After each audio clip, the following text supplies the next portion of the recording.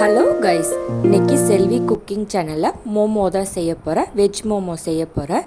இது எல்லாருக்கும் ரொம்ப பிடிக்கும். சின்னவங்கலேருந்து பெரியவங்க வரைக்கும் இதை பிடிக்காதவங்களே இருக்க மாட்டாங்க. வாங்க எப்படி செய்யுதுன்னு பார்க்கலாம். அதுக்கு முன்னாடி ஒரு ரெக்வஸ்ட், வீடியோ பார்க்குறவங்க எல்லாம் சப்ஸ்கிரைப் பண்ணிட்டு பாருங்கள். வீடியோஸ் நிறையா பேர் பார்க்குறீங்க, ஆனால் யாரும் சப்ஸ்கிரைப் பண்ணாமல் பார்க்குறீங்க. இந்த மாதிரி ரெட் கலர் பட்டன் இருக்கும், இதை ப்ரெஸ் பண்ணிவிடுங்க. இப்போ மோமோ செய்யறதுக்கு ஒரு கப் மைதா மாவு எடுத்திருக்கேன். அதில் தேவையான அளவு உப்பு சேர்த்துக்கிறேன். உப்பு சேர்த்துட்டு நல்லா மிக்ஸ் பண்ணி விட்டுக்கலாம். அதுக்கப்புறம் தண்ணி ஊற்றி பிசைஞ்சிக்கலாம். ஏன்னா அப்போ தான் மாவில் உப்பு நல்லா மிக்ஸ் ஆகும்.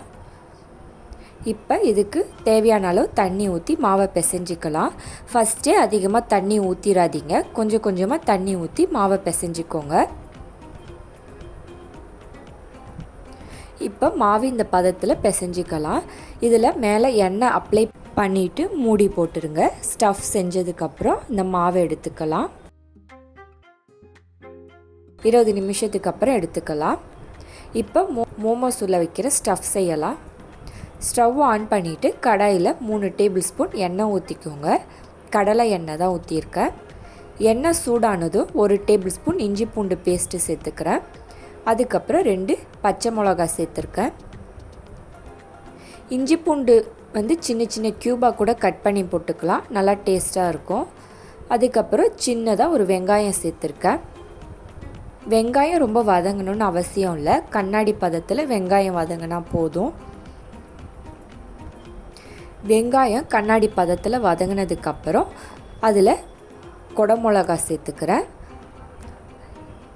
வெஜிடபிள்ஸ் எல்லாம் இந்த மாதிரி சின்ன சின்னதாக கட் பண்ணிக்கோங்க, அப்போ தான் சீக்கிரமாக வதங்கும். அதேமாரி காய் ரொம்பவும் வதங்கிடக்கூடாது. இப்போ ஒரு கேரட் சேர்த்துக்கிறேன். அதுக்கப்புறம் கட் பண்ணி வச்சுருக்கிற கோஸு சேர்த்துக்கிறேன். இப்போ இதெல்லாம் மிக்ஸ் பண்ணிவிட்டு இதுக்கு தேவையான அளவு உப்பு சேர்த்துக்கலாம். ஏற்கனவே மாவுக்கு உப்பு சேர்த்தோம்ல, அதனால் மசாலாவுக்கு உப்பு பார்த்து போடுங்க. அதுக்கப்புறம் சாப்பிட்றப்போ உப்பு கரிப்பாக போயிடும். இப்போ உப்பு சேர்த்துட்டு நல்லா மிக்ஸ் பண்ணி விட்டுட்டு மூடி போட்டு வேக வச்சுக்கலாம். இந்த மாதிரி அரை வேக்காடை வெந்தால் போதும் காயெலாம். அதில் அரை டேபிள் ஸ்பூன் பெப்பர் சேர்த்துக்கிட்டு மிக்ஸ் பண்ணி விட்டுட்டு ஸ்டவ் ஆஃப் பண்ணிடுறேன். அதேமாரி மிளகுத்தூளும் அதிகமாக சேர்த்துடக்கூடாது. நீங்கள் எவ்வளோ செய்கிறீங்களோ அதில் கொஞ்சமாக சேர்த்துக்கோங்க மிளகுத்தூள். இப்போ மோமோஸ்க்கு சட்னி செய்கிறேன். 1 கிளாஸ் தண்ணி ஊற்றிட்டு 2 தக்காளி 3 காஞ்ச மிளகா சேர்த்துருக்கேன். தேவையான அளவு உப்பு சேர்த்துட்டு மூடி போட்டு இது வேக வச்சிடலாம். தக்காளி நல்லா வெந்ததுக்கப்புறம் அதில் இருக்கிற தோலெல்லாம் க்ளீன் பண்ணிவிடுங்க. அந்த தண்ணியை சட்னி அரைக்கிறப்ப யூஸ் பண்ணிக்கலாம், கீழே ஊற்றிடாதீங்க. இது நல்லா ஆறட்டும். ஆறுனதுக்கப்புறம் மிக்சியில் இந்த மாதிரி ஃபைன் பேஸ்ட்டாக அரைச்சிக்கோங்க. இப்போ இதை தாளிச்சிக்கலாம். 1 டேபிள் ஸ்பூன் எண்ணெய் ஊற்றிக்கோங்க.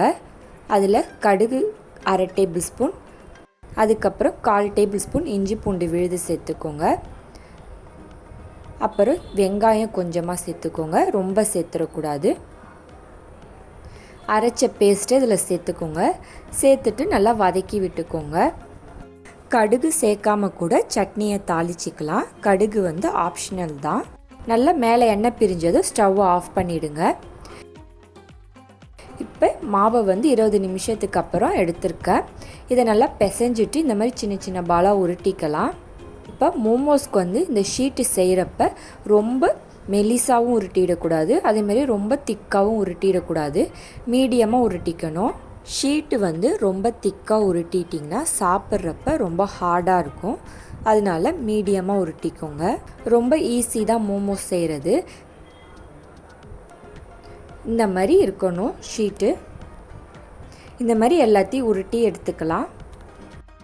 உங்களுக்கு இந்த மாதிரி தனித்தனியாக உருட்ட கஷ்டமாக இருந்துச்சுன்னா மாவை ஃபுல்லாக உருட்டிட்டு அதில் சின்ன மூடி ஏதாவது இருந்ததுன்னா அதை வச்சு கட் பண்ணி எடுத்துக்கோங்க ரவுண்ட் ஷேப்பில். இப்போ இதில் பண்ண ஸ்டஃப்பை இதில் வச்சுக்கலாம். இதில் வைக்கிறதுக்கு முன்னாடி நல்லா ஆறி இருக்கணும் உள்ளே வைக்கிற ஸ்டஃப்பு. அப்போ தான் மோமோஸ் செய்கிறப்ப அந்த ஷீட்டு ஊறி போகாமல் இருக்கும். நம்ம சூடோடு வச்சிட்டோன்னா அடியில் ஊறி போய் ஒட்டும். அதனால் ஸ்டஃப் நல்லா ஆறி போயிருக்கணும். ஆறினதுக்கப்புறம் இந்த மாதிரி ஷீட்டுக்குள்ளே வச்சுட்டு மடித்து இந்த மாதிரி வச்சுக்கோங்க. ரொம்ப ஈஸி தான் இது மடிக்கிறது.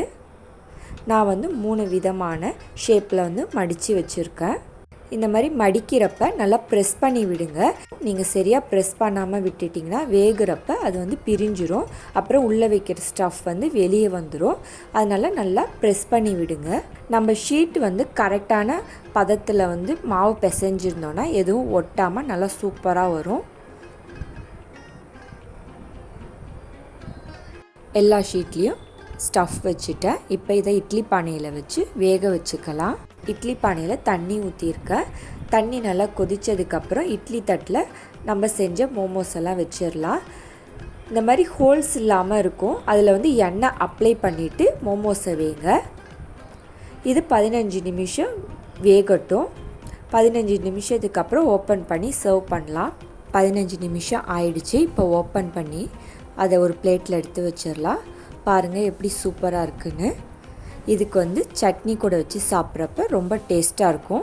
ட்ரை பண்ணி பாருங்கள், நல்லா டேஸ்ட்டாக இருக்கும். பிடிச்சிருந்தா சப்ஸ்கிரைப் பண்ணுங்கள். ட்ரை பண்ணி பார்த்துட்டு எப்படி இருக்குன்னு கமெண்ட் பண்ணுங்கள். தேங்க்யூ.